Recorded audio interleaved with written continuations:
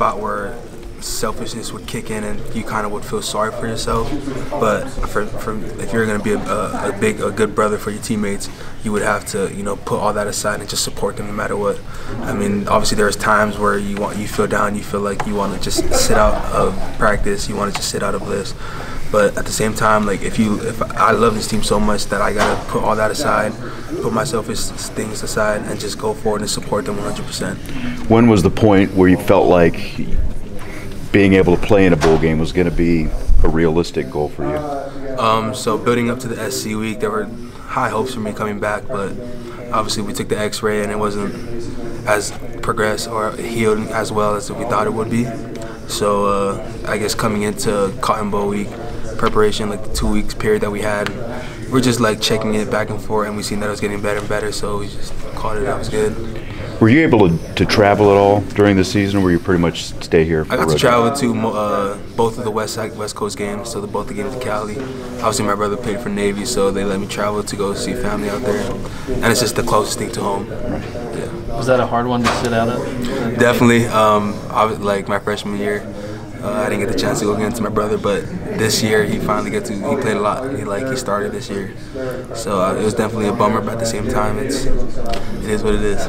You mentioned keeping the selfishness aside. How difficult is that to do when you see the team succeeding? Is there that feeling that you're kind of like left out in the cold, or how do you kind of avoid feeling that way?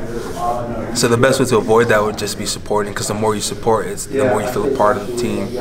For me, like obviously I said, when that first happened, like the first, I'd say first 2 weeks, I'd probably be like feeling so sorry for myself, and I would be like half supporting my brothers, which they don't deserve because I know they're putting in the work. They're encouraging me as well, so I got to give them that 100-fold back. Myron, what's your impressions of Jake Blasey so far this spring? Oh, he's awesome. He's definitely, for me, he was one of the shockers for me. Obviously, like watching his tape in high school, he'd bully kids around, but typically when you come to college, it's different because everybody's trained. But this man is strong, he's stout, his hands are great, powerful get off, violent kid. I think he's going to be great for the program. Thank you.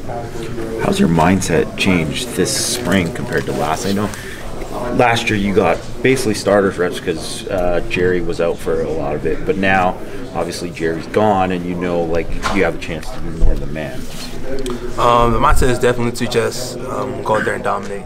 I think as a defensive player, like you want to just make your presence be felt on the line of scrimmage. You want to just go out there, and obviously, like being the starter now, going out there with the first team, having first reps, you definitely got to set the tone. You just got to be the tone setter of the defense. Like I said, there's a lot of things that setting the tone has to do with defense. Like if you make a big play, it amps your whole defense, it amps your boys behind you to just push even more. And I know there's